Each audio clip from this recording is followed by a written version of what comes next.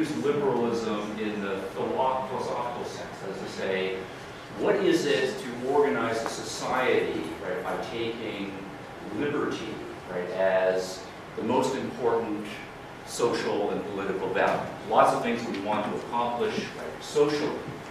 And then we name different kinds of systems based on what they take to be the most important values.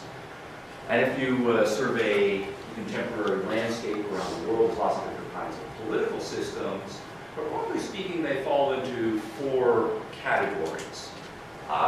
There's our kind of society, and whether we think of ourselves as conservatives or libertarians or small L American liberals, we're all liberal in the philosophical sense in our society. But there are lots of more traditional tribal societies all over the world still, not so much in North America. That is a very traditional way of organizing society where it's not the liberty of individuals that's the most important issue, but rather loyalty to the tribe and fulfilling your predefined functions within that social unit. That's how society ought to be organized. There are lots of socialist societies still around the world, a huge number of experiments in socialism in the 20th century, still some going ones now, and there again, liberty of the individual is not taken to be not even an important concept, actually seen as a bad thing. Instead, one is to be a selfless servant for society as a whole. Much more emphasis on keeping people equal in all social dimensions and everybody pulling in the same direction for a common direction. And then also there are lots of authoritarian societies where you have a hierarchy, someone who's at the top, a dictator, a king, whatever we want to call him now. But again, liberty of the individual is not an important value at all in those sorts of societies. Instead, doing what you are ordered to by the authorities is typically backed up by a sense either of obligation to the authorities or fear of the authorities. That is what makes a society a properly run society. So we've got tribalism, authoritarianism, socialism, and then liberalism, right, broadly construed. And what I want to do today is focus on liberalism's claim to be a moral system. In many cases, there are arguments about practicality, et cetera, and that's perfectly legitimate. But I want to play up the issue, the concept of goodness, morality, nobility, all of the superlatives that can be used in ethical theory, moral theory, to make those arguments. Because in my judgment, there's not too much of an argument anymore about whether you're interested in practical consequences, which societies are going to be the most prosperous, have the greatest longevity, life expectancy, and so forth. Most people, by the time we got to the early 20th century, will argue that some form of liberal capitalism is the way to go. We've tried lots of other social experiments, and those societies typically remain poor with low life expectancies. The really defining issue in our generation is over goodness, moral evaluation, et cetera, et cetera. So I'm not going to de-emphasize too much the arguments about economic practicality. In fact, those are some of the 13 arguments we're going to look at. But I wanted to emphasize morality and ethics a lot. So first, this is the question we're going to address ourselves: what makes freedom good? And good, of course, is an ethics concept. So immediately, my suggestion is if we're going to be doing any sort of economics, we want to have some policy recommendations that come out of our economic theory. Since this is my economic theory, therefore we ought to do this. Well, you're using the ought word. That's a moral concept. Or this would be a good policy. We have to bring in some ethics and some morality to piggyback onto the economic theory. Or if you are trying to learn the lessons of history, this happened historically, and we had bad results. And so we have to learn from history so we don't repeat those mistakes. Well, again, you're using moral concepts. It's a mistake, bad result. We should do something different. It should. So you have to have ethics, some sort of a moral position in place in order to be able to learn the lessons of history. So I'm going to be that the hammer who sees every problem as a nail. I'm a philosopher who sees philosophy as the most important set of issues here. And this concept of good. What do we mean by good? And how would we evaluate social and political systems moral, so to speak? Also, we need to define our terms. Liberalism in the modern world really is a whole network, right, of sub-institutions that have developed over long spans of time in Western history, to some extent also in Eastern history as well.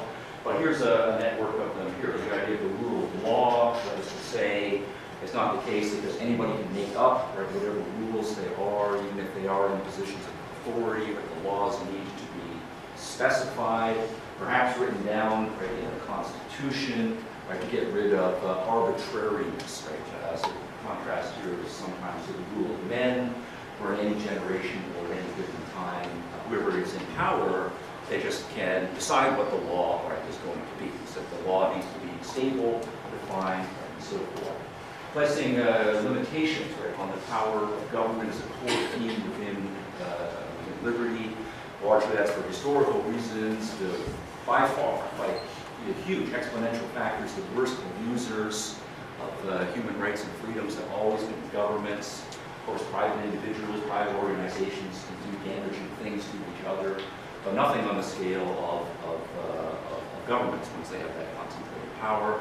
So we will think that governments can do good things, but we will specify limitations for exactly what we want governments to do, and also importantly, what we want governments not to do, so that we don't give them, so to speak, a blank check and set ourselves up for various kinds of abuses. Property rights, what's mine, right, and what's yours, eliminating a significant number of conflicts that people have, being able to define the principles by which we decide what's yours, what's mine, to eliminate certain kinds of conflicts from emerging. Democratic republicanism, significant participation by the citizens, right, in the government, not only just granting sovereignty and authority to the government, but hopefully also running the government, so that you don't get this separation between those who have government and then everybody else in society is about doing it. It's a very much do-it-yourself kind of political system. Right? We do it, it's our government, it's our society, we make it happen. We mentioned the Constitution. Bill mentioned free markets. To say liberalism, of course, means, broadly speaking, that you're a free agent, right, in your life. Your life is yours, and you are free to live it as you want. But life, of course, is very complicated, and we have lots of things that we want to do in our lives. Right? We want to have a great romantic life. We want to have a leisure life. We want to pursue the arts. We want to travel. Of course, we want to make a living. We want to engage in politics, right, and so forth. So in all of these areas as well, we want to have artistic freedom, freedom of speech, right, freedom of religion, and so forth, but also from making a living, being able to make our own decisions about what our careers are going to be. When we earn money, to be able to make our own decisions about what money we're going to spend, what money we're going to save, what money we're going to invest, who we're going to interact with, and so on. So economic freedom, civil rights, and so on and so forth. So the idea here is, for the rest of today, this slippery word liberalism that does get used quite variously, I am going to be using it to mean, broadly speaking, this network of social institutions. All right, first argument. If you have liberal institutions, as we define, we ask the question, what makes liberal institutions good? First argument is to say, well, if you have those institutions taken seriously and put in place in society, then you will have individuals actually able to enjoy a whole lot more freedom. People won't be stolen from, slavery will be abolished, and so forth. And so what you will have is, in liberal societies, just people having a whole lot more freedom. And we can make the argument that that by itself makes liberal societies good, because what is it to be a human being? And then again, we're getting very philosophical. We have a conception of human nature. Human beings, right, are creatures, right, that have the capacity to make their own choices. What makes us moral agents, right, as opposed to plants, rocks, many of the other animal species, right, and so forth, is that we're not just pushed around by biology and pushed around by environmental forces. Of course, we are pushed around by those forces to some extent, but what makes a human being a creature that has the capacity for dignity and moral status is moral responsibility. It's based on a capacity to make choices and be held responsible for our choices. Take away, right, the choice-making capacity, and we're not human anymore. We're not fully human anymore. So a good society is going to be one that sees humans as moral agents, as having the freedom to chart their own courses of life, and to be held responsible both for good and bad in that, as a result of the consequences. So, a good society has to make respect for human freedom fundamental, and therefore liberalism, since it says this is our primary reason for being, setting up institutions that are going to do this, that is going to make them a good society. All right, so that's one kind of argument that you will hear. A second argument is that if you live in a society where people's freedoms, right, are respected, they can choose their own careers, they can choose their own general life activities, as opposed to, as what happens in many societies, you are assigned to work. You're born in a tribal society and you're a little girl, your career is charted out for you. Right? Prepare the food, make babies, and look after them. Right? You don't have choices right outside of that frame. Same thing holds if you're a little boy. You will grow up to be warrior and hunting. You don't have choices right outside of that framework. Same thing holds in socialist economies, feudal economies, and so forth. People's careers are predefined by predefined space in the social sphere. Under liberalism, though, the argument is we encourage people to choose their own career. Right? And if they don't like any of the existing careers that are out there, we encourage people to become entrepreneurs. Make your own business, right? Find some right in the field and so forth. The argument then is if you give, people choice over their lives, they can pursue their own interests, including their own commercial interests, then they will be more invested in them, and they will work a whole lot harder, right, than they will work on projects that are assigned to them. Chances are good that you can, when you're all young, just think about what life was like under your parents. Even if you had warm, loving, benevolent parents who give you lots of opportunities. You know firsthand the difference between working on a project inside your family because you chose that project versus working on a project because it was assigned to you by mom and dad. You will do it with a sense of obligation to your mom and dad, but you're not going to exert the effort that you will on your own projects. So the argument then is we spell that out. We spell that out for the society as a whole. People are going to work hard, and as a result, societies that increase the amount of freedom available to people are going to become wealthier. They're going to be more prosperous societies. Now, when the economists talk about this, they talk about the profit motive, right, as a motivator. Why will people work overtime? Why will they work weekends? They will typically work weekends because they want to make more money.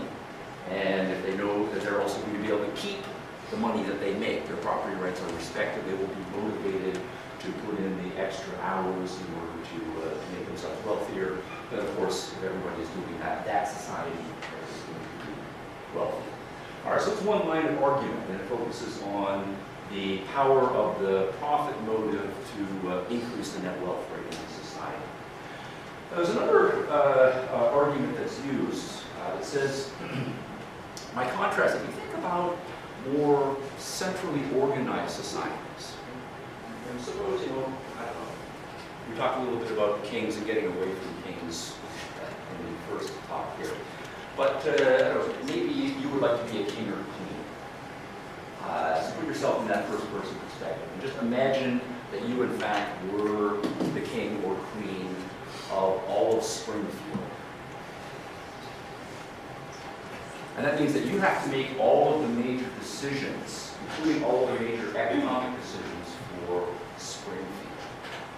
You have to decide how many tractors are going to be manufactured, how many rock and roll band performances there are going to be, how many screws are going to be imported, how many 2x4s we need, how many yards of fabric, right, for clothes, and what colors, and textures, and so forth.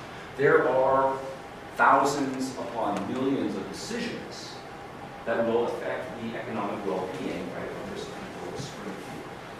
And if you have a society that centralizes all that decision-making into one person's head, it doesn't matter how smart that person is or how hard they work, they only have a certain number of hours people do need to sleep, they're not going to be able to make very good decisions for the economy of Springfield. Instead, if you have an economy like Springfield, 120,000 or so people, 120,000 people know a lot of stuff. Know what they need, know what they want, what the available resources are, and so forth. And if you have a society that enables them freely to make their own economic decisions as producers and consumers, they're going to make much better, more fine-grained, more efficient decisions about the economy, and the Springfield economy will be more prosperous. So we could just say, I don't know, here we have about 50 people. Suppose we said, okay, maybe not just a king. Suppose instead we're going to just concentrate all of the decision-making power of the economy in our hands. We are in charge of the Springfield economy, and we will make all of the decisions. How well would we do? Well, now it's not just one person's brain, it's 50 people. So just multiply by 50 the amount of approximate knowledge that people have. But we've got 1 hour, right? We start a schedule over here. Let's decide all agricultural production for Springfield for the next year. We have a plan, right? How far are we going to get, and how good is our decision-making going to be over the course of the next hour? Because after that hour is over, then we have to go on to restaurants. Then we have to go on to financial markets, and we have to go right and so forth. Right? It's going to be not as good. The argument then is, and this is a technical knowledge, that if you have a complicated society with millions of people, all of those millions of people know lots and lots of stuff.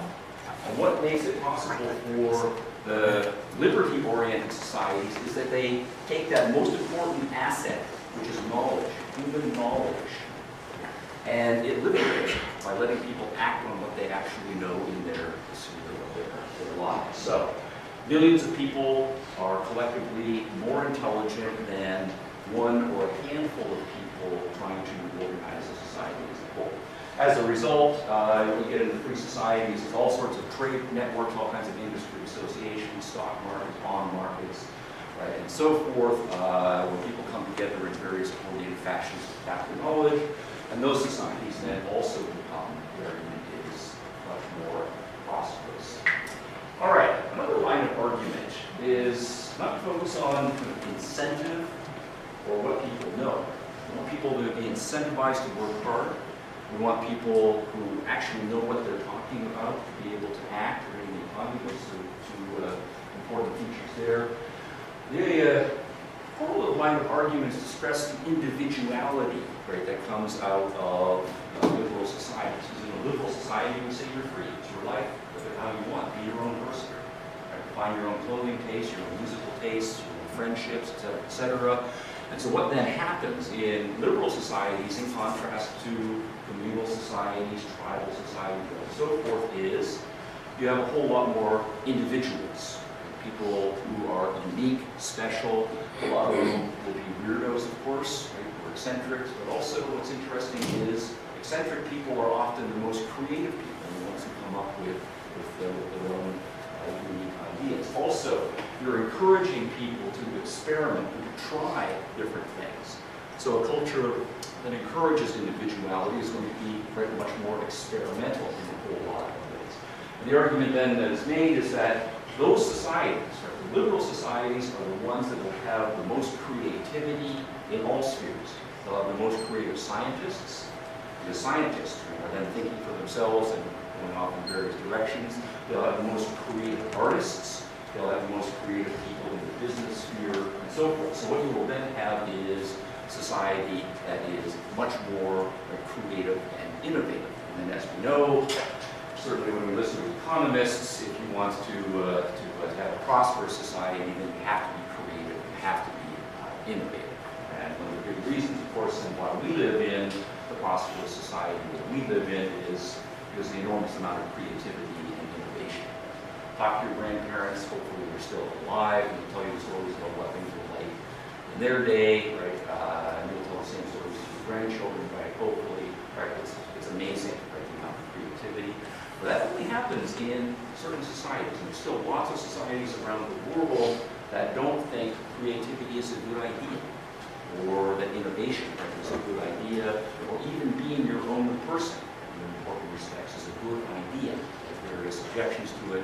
societies, of course, are much more stagnant.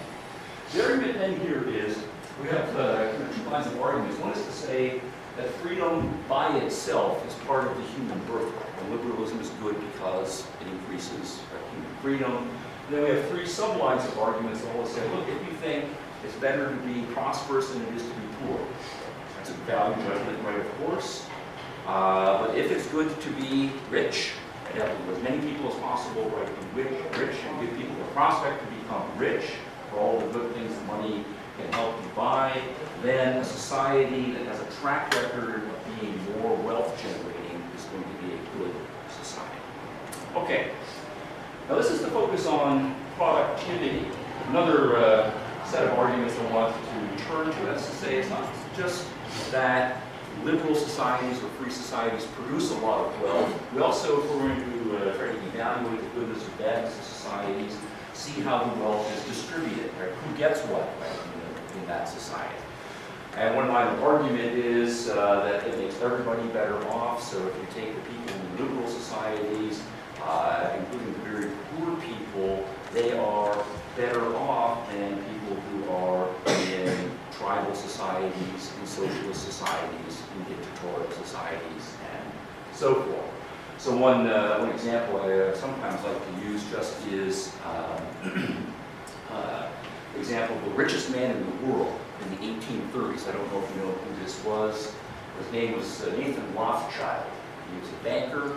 His dad had started a small bank in Germany. He had 5 sons. He sent each son to a different European capital because he wanted to build up a family business. Nathan turned out to be a genius at finance, and he then became the richest man in the world. It's actually interesting that this was the first time in human history, just about 200 years ago, that the richest people in the world started being people in business, right, and not people who were military generals and kings who were then essentially killing people, taking their stuff, taxing them, right, and so forth. You become rich by making stuff and trading with other people very successfully. It was a transition time that was going on. So Nathan Rothschild, when he got into his 50s, life expectancy at the time was in the high 30s, even in the really rich countries. Called his doctors in to get a back of oil right in his back. They poked at it. The pus, we now know, got into his bloodstream. 2 months later, they couldn't do anything for him. He died. He had the best medical science that money could buy right in the 1830s. The richest man in the world, and he's way ahead of the life expectancy curve. He died from simple blood poisoning. Nobody dies from blood poisoning anymore. The reason why we don't die from blood poisoning anymore is we have antibiotics. Right? We've had it for about 70 years, so it's more than your life expectancy. Right? So you can afford antibiotics. The poorest person in the United States can get their hands on antibiotics if their life depends on it, but the richest man in the world less than 200 years ago couldn't. What is goes into making antibiotics possible? Well, you have to have a huge scientific establishment. Right? Thousands of people with PhDs, very expensive. Where does all the money come from to educate those PhDs in science? To stock their multi-million-dollar labs. All of the engineers, right, who then show how to mass produce these things, develop logistics systems. So all the people in the business world, so that there's an Costco and a Walgreens on practically every other corner, and I'm sure with just tons of antibiotics that you need them, they will be available to you. So even if you are a really poor person, right, living in a rich society, you're going to be better off. Right? That's to say, the goods of that society, right, will flow to you. You'll have better life expectancy, better opportunities, right, as a result of that. Sometimes the point is to say, well, actually not everybody, right, is better off. Maybe it's only 98% of the society is better off, or 94%, but the majority of people are better off. Or we can look at the common people, right, taking them as the standard, the average standard of living, right, increases and so forth. But I'm just going to put all those in the bottom. But the argument then is to say, just being born into a prosperous society means you're going to have available to you, even at the lowest income brackets, Another line of argument focuses, though, on not so much the majority or the average, but it can focus on the poorest, right, members of society. Say we're interested in the status of the poor. What is the effect of living in a free society on the poorest people in society. And you can look at the numbers. There's lots of good numbers out there that are available now. And it will say that if you take the societies that are most free, the income and opportunities available to the bottom 10% in that society, however you define them, they are on average 2 times as wealthy as the poorest people in the next 20% or so, most economically free. And if you go down to the least economically free countries in the world, the poorest people in the most free countries are about 10 times as rich as the poorest people in the poor countries. So the point is, if you're going to be born into a really poor family, you want to be born into a poor family in a rich country. Just to give you one example, the border between the United States and Mexico, as we know, is fairly porous, but Mexico is, of all of the Latin American nations, the most prosperous. Average income, actually they tie it with Chile, about $10,000 per person income. Then it goes down from there. Argentina and Brazil is about 8,000. Venezuela and Cuba is about 4,000. Bolivia, the basket case of South America, is about $2,000 per person. So Mexicans are, by Latin American standards, really rich people. But if you are born into a poor family 50 miles south of the U.S. border, compared to being born into a poor family 50 miles north of the border, the difference is 4.5 times. The average income in the United States is about $46,000 per person. Mexico is $10,000. So where would you rather be born as a poor person? And then, of course, if you're a poor person in a free society, you can become an entrepreneur. You can't become an entrepreneur in a society that doesn't give people freedom to chart their own forces, economically speaking, of course. All right, so that's the argument about the poor. Next argument focuses on the philanthropic sector. There are, of course, some people who can't survive by their own efforts, right? They're severely handicapped, either physically or psychologically.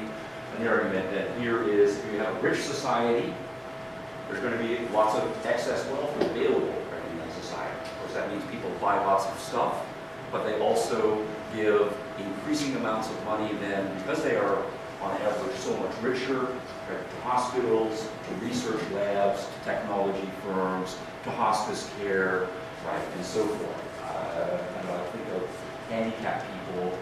Google this yourself.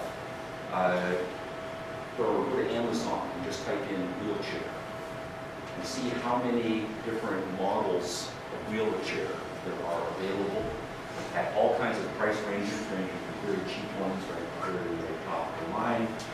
How many nonprofit institutions exist devoted to trying to help people with various kinds of handicaps? You compare the free, richer countries with the middle of the pack countries, right, with the very unfree or the very poor countries. Again, if you're really interested in the people who need philanthropy, and that means you need to be interested in the kind of society that's going to generate the wealth that's going to be able to help those people out. Another line of argument that focuses not so much on, that's the week that I say. We focus on average people, or people who have disadvantages, right, in various ways, but we also focus on the people who are the highest quality people, however you define that. The smartest people, the people who are the most creative, right, in the arts, the people who are the most outstanding athletes or who have athletic potential, right, and so forth, in all of the different, right, cultural spheres, the people who are the most outstanding musicians, right, and so forth. The argument here is that if you have a prosperous society, you're going to be able to support a whole lot more of those people. Putting a band together to take it on the road. 4 people, that's still a lot of wealth. A whole lot more rock and roll bands are going to be touring the country in rich societies compared to poor societies. You'll have more symphony orchestras, more opera. Maybe you don't like symphony and opera, fine. But there will be, right, more of those. There will be more high-budget movies, right, that are available.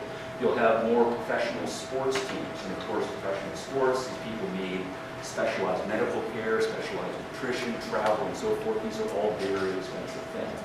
We mentioned the scientists, right? There's lots of people who are brilliant, potentially in the scientists. They need education, which is very expensive. They need labs, which are very expensive. So the more prosperous society you have, the more you're going to get from those people. And then, of course, this works with this innovation point. People in the arts and people in the sciences, they don't just need material resources. They do need those things, but they do need a lot of free mental space. Be able to think their own thing, experiment, do their own activities in an atmosphere of freedom. All right. Next line of argument. To say that if you have a free society, you will have happier people. Now we have a whole course on happiness. Right? Half of the course is just trying to figure out what that sucker is. We have a huge number of debates, but almost all of the theories, psychological, sociological, philosophical, will say that a key component of putting together a happy life is doing your thing your way. People who have to do what other people tell them to do can get some satisfactions in their life. But you're not going to get the satisfaction in your life that you get if you choose your own friends, if you choose your own romantic partners, if you choose whether you're going to have children or not, if you choose your career, you choose what movies you're going to watch, books you're going to read, and so forth. So, living in a free society means risks. You might make bad choices. People can choose dysfunctional relationships. They can choose to read books that make them sad, right, and so forth. But on average, what you will get is, to the extent that you enable people and empower people to live their own lives, they're going to be more fulfilled in their own lives. Of course, as human beings, we're all unique, right, as individuals. We might happen all to like one or two songs that are exactly the same, but chances are very good. If you think about how important music is in your life, we all have very distinctive tastes and preferences. And so being able to explore our own musical preferences will add richness, right, to our lives, as opposed to somebody has decided, here are the 5 songs we're all going to enjoy this year, and we play them.